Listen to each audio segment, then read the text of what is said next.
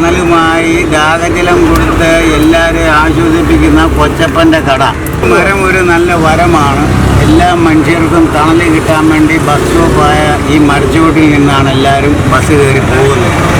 അതുകൊണ്ട് മരം മുറിക്കുക.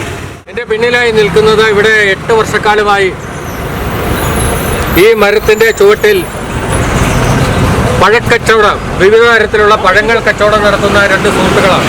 ബാബു, ഒരാളുടെ പേര് യോഗാൻ, ദോനോ ഹിന്ദി വാലാഹെ, രണ്ടുപേരും ഹിന്ദിക്കാരാണ്. ഈ സമയ വേ ദോനോ हिंदी में बातचीत किया।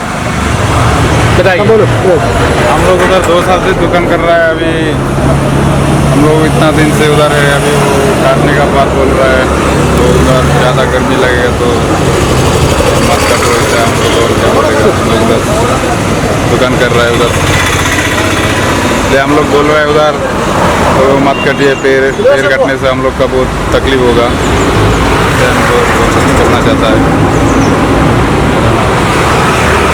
വളരെ ദുഃഖമുണ്ട്. ഈ മരം ഒരു കാരണവശാലും വെട്ടിമാറ്റരുത്. ഞങ്ങൾ 8 വർഷക്കാലമായി ഇതിൻ്റെ തണലിലാണ് കച്ചവടം നടത്തുന്നത്. അങ്ങനെ ഈ മരം വെട്ടിമാറ്റിക്കഴിഞ്ഞാൽ ഞങ്ങൾ എങ്ങനെ ഈ വെയിലത്ത് ഈ കച്ചവടം നടത്തും എന്നാണ് ചോദിച്ചത്. ആ ചോദ്യം ഓരോ മലയാളികളോടുമുള്ള ചോദ്യമാണ്.